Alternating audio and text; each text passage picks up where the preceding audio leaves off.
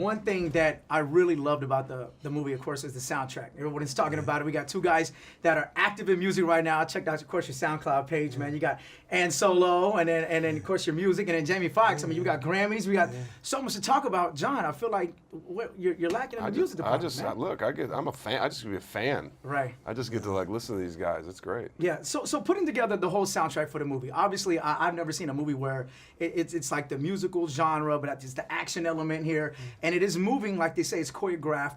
I felt like it was one big music video happening. Did it feel like that? I mean, you guys obviously done music videos before, but how much experience did that playing and getting that one shot? It's got to be on beat, everything happening. Well, we had the music playing whenever there's music in the movie. We had that music on set, whether it be in our earphones or played out loud. And we had choreographers. We had Ryan Heffington, who's the choreographer behind the Sia Chandelier video. Right. And he was our choreographer on set. And whether it be small choreography, like us all walking in and putting the coffee cups down on time, or the whole, like the opening number with them walking down the street on beat, going under the construction workers, jumping to the trumpet.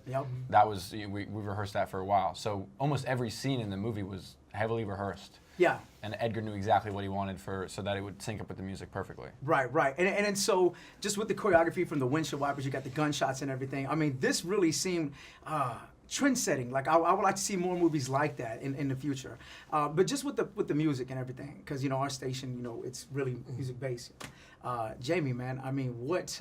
That was the selling factor, to be honest with you. When he showed us the script and he played the music, we were like, wow, this is something.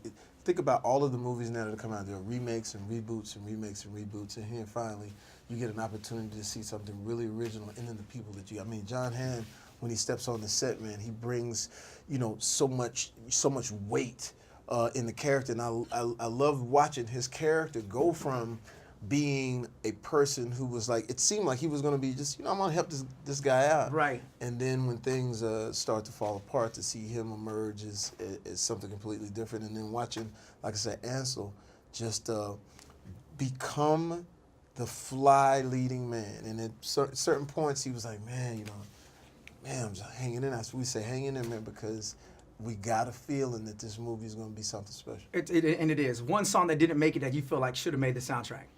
Oh man, but the thing I think that's really interesting about the soundtrack is a lot of artists that you recognize, right? But it's not the tracks you recognize. Like there's some deep cuts in that stuff. Right. That like maybe you heard once or twice, or maybe B-sides and all this stuff. I just wanted to say like how wonderfully curated the soundtrack is. Right. So I don't think anything I'm going to add to it is going to make it better.